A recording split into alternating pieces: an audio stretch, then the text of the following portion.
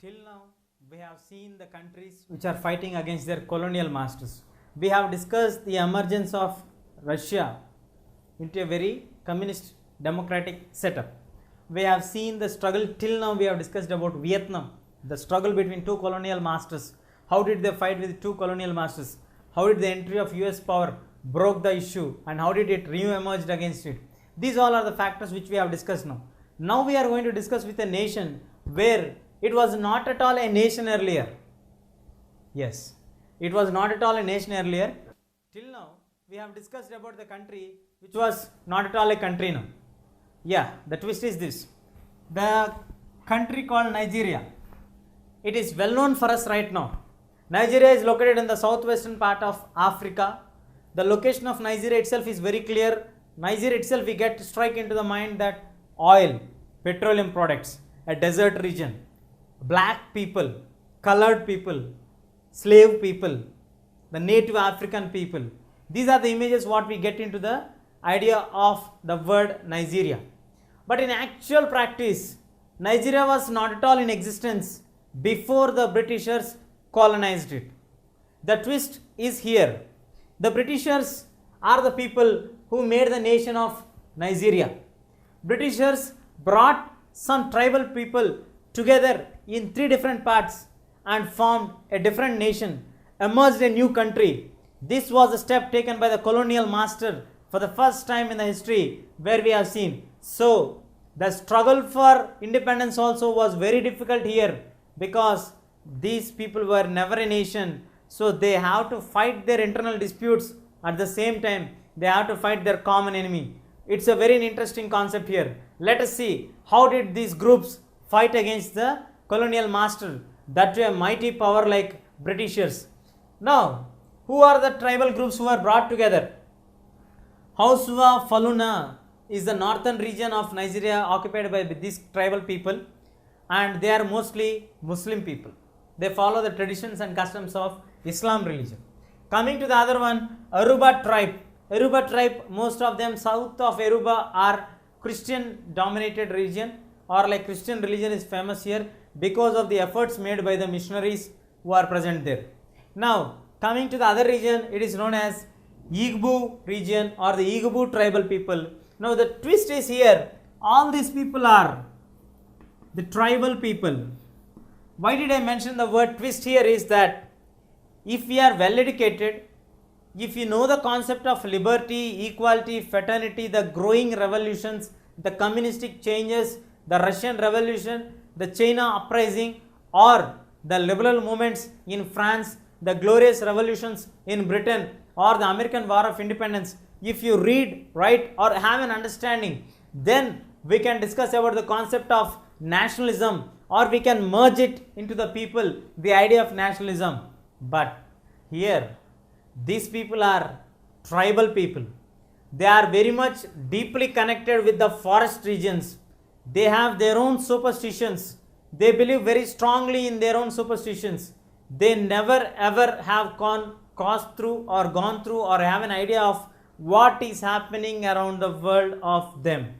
So now it is a real challenging task of the people of the emerged Nigeria because of the steps taken by the colonial master by uniting these three groups of people like Hausa Fulani tribal group of Muslims and for Yoruba tribal group of Christians and the Igbo tribal group. These three tribal groups are again different tribal groups. They are not a same or unique tribal groups. Each one has their own customs and their own traditions, which finally will lead them to get towards the ultimate unification of Nigeria.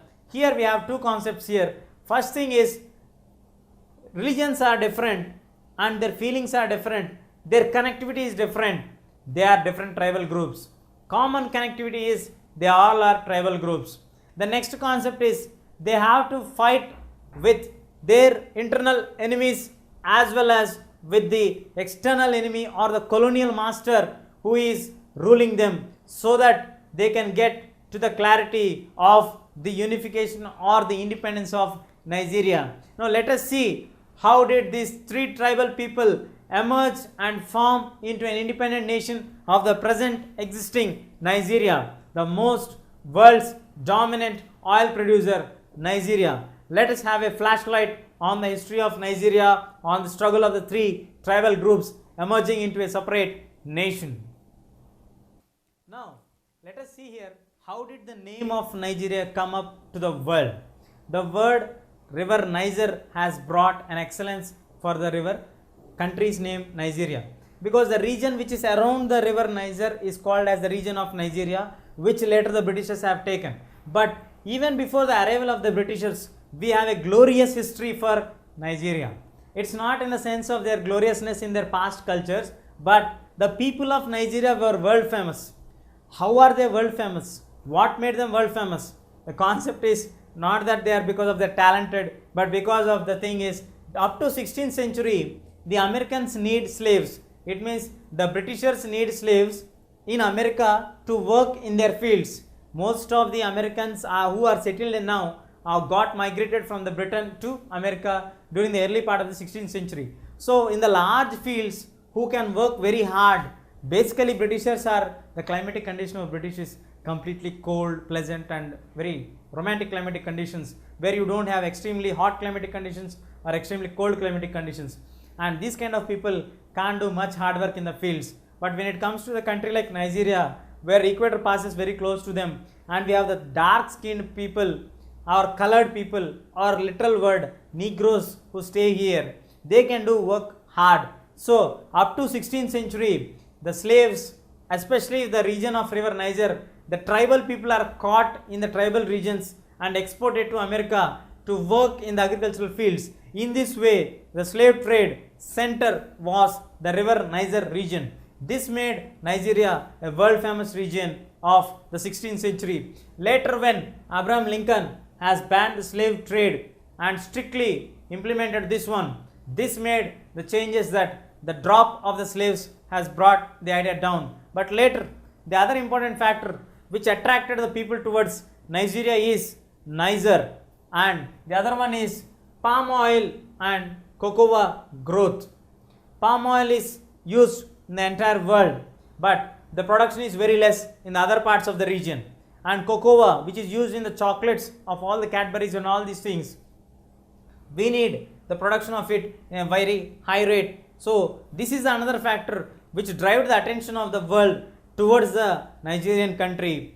The Britishers have contributed to their ever level of extent to the upraising of Nigeria by occupying a region on the western part of Nigeria, that is, the region name is Lagos, which was later emerged as the capital of Lagos. Now in the Lagos, they have developed the port region and all the things, and they made it to turn into a excellent water transport or hubbing place for them to transport either for the slaves or for the trade or for the palm oil or for the cocoa. In these major steps were brought into the transformation by the Britishers in 1861, when they have occupied the Lagos and developed it into a port city. The Lagos has also contributed for the further developments which the Britishers could not imagine or could not expect. Let us see what are the further developments which were brought because of the development of Lagos. Now, after the development of the Britishers who developed the Lagos, now we got the concept of the Lagos emerging a place or the main center for the development of Pan-Africanism. What does the word Pan-Africanism mean by? Pan-Africanism is a mean or a true force which binded all the African people. It was a concept which was developed by Nkrumah, who was a leader in Ghana, who gave first the concept of Pan-Africanism. The concepts which are covered in the Pan-Africanism are all African people, irrespective of their tribes, community, races, languages, religion, whatever it is, they all are African people. They all are one group people, and they should fight against the racial discrimination which is experienced by the African nations from many hundreds of years. And at the same time, the unity, we all should be united against any other external aggression power which is uniting or dividing us at any concept of time, using any of the unnecessary, irrelevant human attitudes like color, race or anything else. And he also made that we, using the concept of Pan-Africanism, we have to develop the quality or the incidence of equality in the society, equal respect for all the people in the society, social justice assured for everybody, and finally we have to bring the human dignity at the end for all the African people. So the concept of Pan-Africanism is nothing but we have to forget all our disputes, all our issues. If at all any foreigner coming and attacking us, we all should become together and we all have to fight against the external enemy who is going to address us, who is going to turn us into pieces. And at the same time, we have to fight against the racial discrimination. We all should be united and we have to strive to get the equal status in the society and justice for us, finally leading to the human dignity. Every individual is worth of human dignity. This is the concept of Pan-Africanism, which was given by Nkrumah, the leader of Ghana, who fought for independence struggle in Ghana, which later the Pan-Africanism is the basis for the development of nationalism in Nigeria. So let us see how did the Nigerians adopt the nationalism through the concept of Pan-Africanism. What guided them to reach there? We'll discuss it. Now, let us see here, how did the Britishers see the feeling of the people of the Nigerian people? Britishers, as usual, as it was experienced in the Indian case, the same was experienced in the Nigerian case. See, at the end of the day, they are colonial masters and these people are the people who are colonized. Now, the Nigerians are highly discriminated. The Nigerians' discrimination was in the extreme level as it was in the Indians level. Only thing is they did not mention like Nigerian dogs. The thing is, the Nigerians who are well educated or Africans who are highly educated were excluded from the civil services, and the entrepreneurs who has to do business with the people were also being discriminated on the basis of their origin. So this made the people to feel that they are disconnected with the people of the rulers. At the same time, they had the dual mentality or the dual role. They encouraged the elites and the local group leaders to get connected and gain control over the regions, because the Nigeria is divided into 3 tribal groups and they wantedly divided the west and east again further to have further divisions for them. And the tribal local chiefs were encouraged so much that they could control their own lands and they would not get any resistance from the local people because local leaders are controlling them.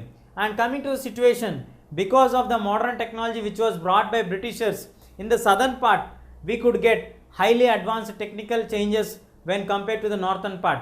The northern part could not get any major changes of development or could not achieve anything truly or successfully, which made them to be remained in the undeveloped sector or the unmodernized sector when incomparable to the south.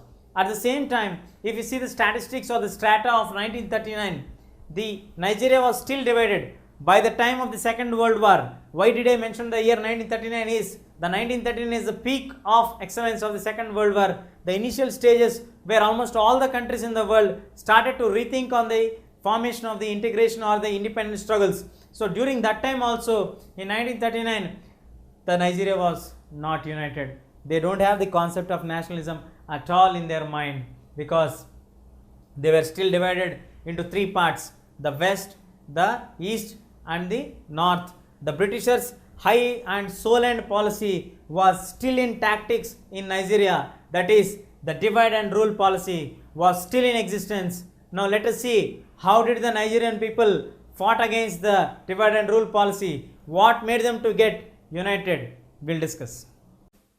Now, in response to the division of the people of the Britishers, the well-educated Western education people, the philosophers, the thinkers, the political scientists started to rethink the idea of the Britishers and they started to support Nigerians secretly, enhance them to fight against the Britishers. We got one man who came forward, the world famous Herbert Macaulay, who came with an initiative to develop the Nigerians to fight against the mighty British Empire at any cost. And in this process, he is going to help them to do everything. This was done by an initiative step, how the Annie Besant helped the Indians to fight against the British power by Indian National Congress, forming the party of Indian National Congress. in the same steps, Macaulay has encouraged the the Nigerians to form the National Nigerian Democratic Party in order to address a common platform or showcase the dissatisfaction at a common stand, so that people can come together and fight against the mighty British power under a single banner, that is NNDP. This NNDP participated in the elections from 1923, 1928 and 1933. In the 3 consecutive elections, they are victorious to a larger extent. So in these trends of changing election strategy, the population coming closer, we have got the other youth movement which was triggered in 1936, that is the another leader called Nandi Ajikwi. Nandi Ajikwi was a new emerging leader in the northern region. He formed the movement called Nigerian Youth Movement. In short forms, it is called NYM. So now the uprising of Nandi Ajikwi made the people to think, and in order to avoid any further confusions, our Herbert Macaulay called Nandini Ajikwi in 1944 and made to a compromise and established a new common platform for all the people of Nigeria and all the tribal communities together, so that it could bring a major impact on the Britishers. And he also encouraged them to attack literally against the Britishers through military campaigns. This was the support given by Herbert Macaulay in all streams and all forces, and he motivated the people, and finally in 1944 he made Nandi Ajikwi as a leader of Nigerian National Conference of Cameroons, the council which is going to fight for not only for the Nigerians but also for the Cameroons, who are all the tribal community people. Now here we have to understand the concept is that all the people are dissatisfied with the British rule. All the people are facing the discrimination. At the same time, all are different by the tribal groups. The most striking feature of all these things is the leadership of Ajikwi, who brought all the Nigerian people together with the motto of Pan-Africanism, and which later generated the Pan-Nigerianism, which means that we have to fight for Nigeria, cutting across all the boundaries of religion, race, sex or any other difficulties of their tribal communities, whichever are bounding them not to do so. And finally in 1944 the emergent national leadership was able to move forward to the far of excellence. As the post World War II era starts, the Nigerian movement became very popular. It reached to its apex because the soldiers who were in the Second World War have returned back and started to work for the independent struggle of Nigeria. Now here in Nigeria we have to remember 2 concepts here. The Nigerian people have to fight against 2 enemies. One is their colonial masters, while the other one is their own tribal conflicts, because still they are divided by the regions of north, west and the east, which was put forth seeds by the Britishers. So finally they are fighting between themselves. They are uniting themselves and commonly fighting against the Britishers. In the meanwhile, we got the emergence of many local parties, and let us see what happened finally. What was the end of the struggle of Ajikwi? Now, as we discussed here, the Nigerians have the twin task of fighting between themselves and fighting between the colonial master.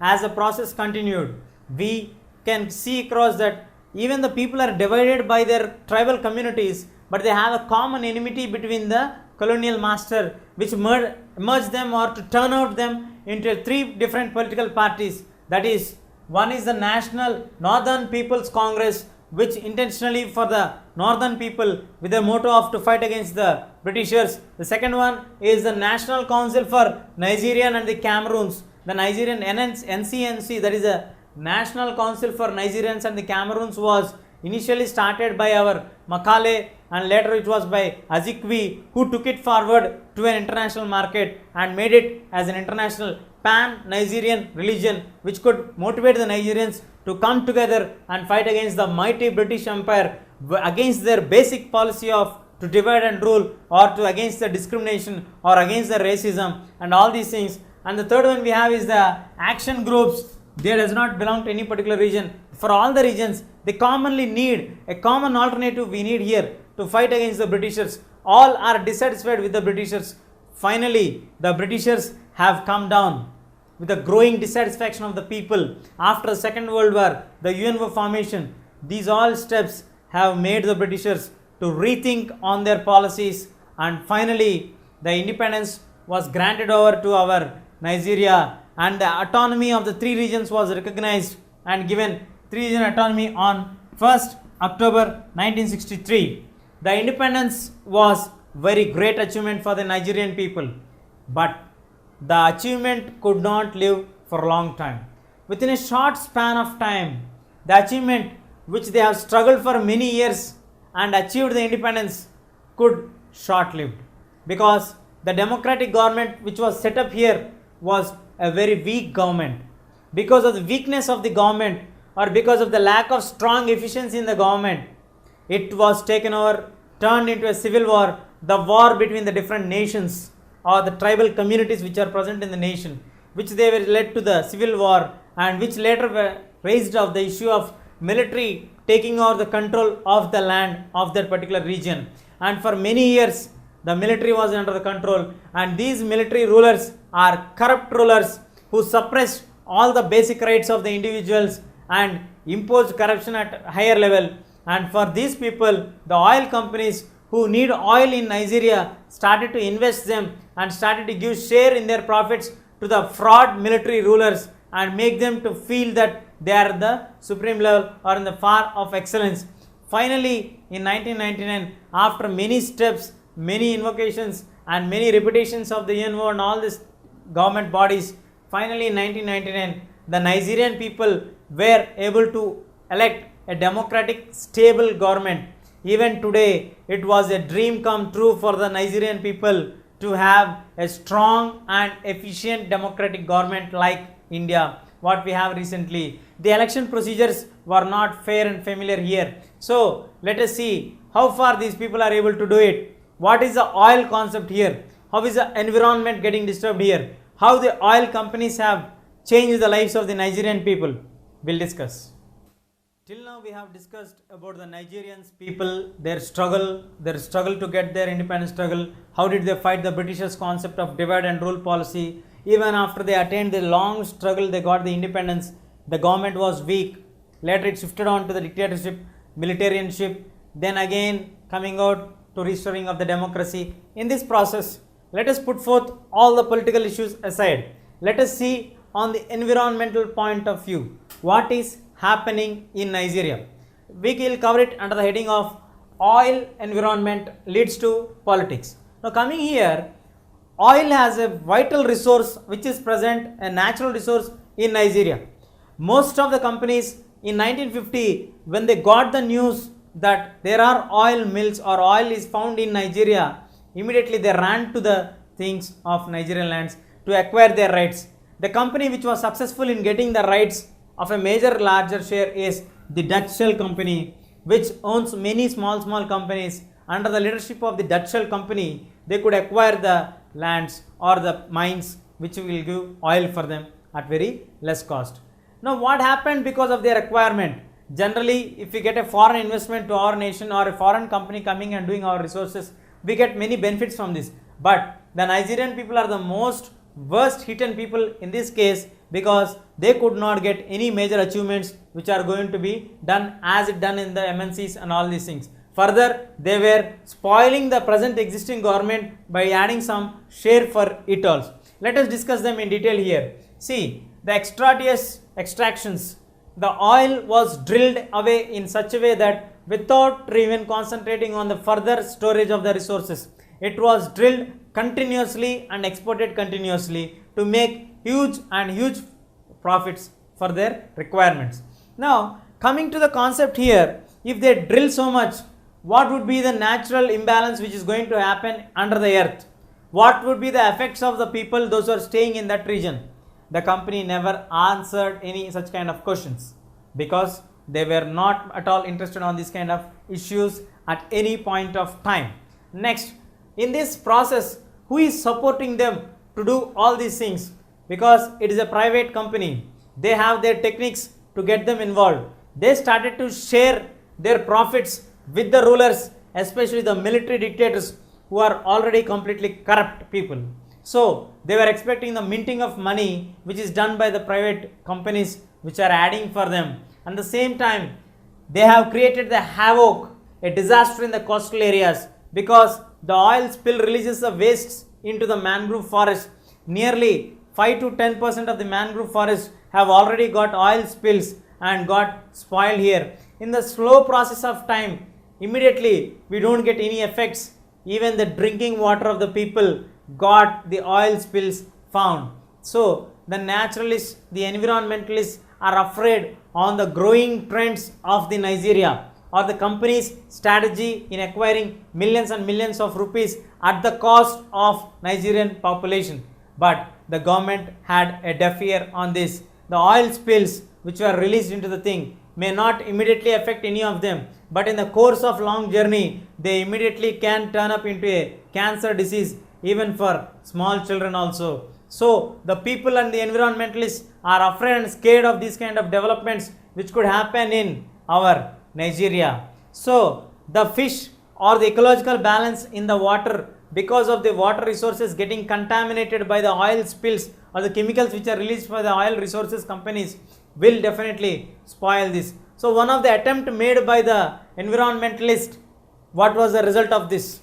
Did he was successful, or what tempts him to do something, or did he reach to his goals? What happened in the world scenario? What was actually met to him? Let us see that. Yeah, as per the growing dissatisfaction of the 1990s, many of the environmentalists who are observing carefully the developments which are happening in the Nigerian Delta region, they started to question the ecological imbalance. Who is going to bear the loss if it is going to cause environmental debalance for us? Now let us see here, in 1990s the Nigerian Delta region was completely damaged. Environmental imbalance is happening here, and the ecological imbalance is going to get a cost of the people's life in Nigeria. So they started to demand ecological damage, whatever has done by the oil companies, should be compensated. The concept is they have to be compensated at any cost. The word compensation means here that the loss or the oil spills or the money required to relocate the water or clean the water from the oil spills should be made or taken by the company's responsibility, and they have to clean the water, provide a safe environment for the Nigerian people to do it, because the purpose of the companies here is to do business, not to spoil the lives of the people of Nigeria, and at the cost of the people's life of Nigeria, no company can dare to do such kind of things. This was the idea and the view of the environmentalist, and one famous environmentalist named Mr. Ken Saro-Wiwa. Ken Saro-Wiwa came up with an environmentalist and approached the international political scenario and got the support of UNO, and even the severe criticism raised against the moves which are moved against him. They arrested him, they tortured him, and finally the dictatorship government has executed him in 1990s, which was a shock to the international community that what is going on actually in Nigeria. Do they have any humanitarian grounds or no? Are they going on the humanitarian grounds basis or no? Are they truly democratic setup, or these questions have raised in the minds of the people of Nigeria. Even today we have many questions to be answered for the people of Nigeria. Let us hope they'll have a successful, strong and stable setup for the Nigerian democratic government. The Nigerians are still struggling to make their own stable governments and to have control on their own natural resources, the oils. The oil is a huge resource what they have, but still the authority on their own natural resources what they own of their land are questionable. Let us hope Nigeria will form a stable government and acquire complete rights on their own natural resources, especially the oil.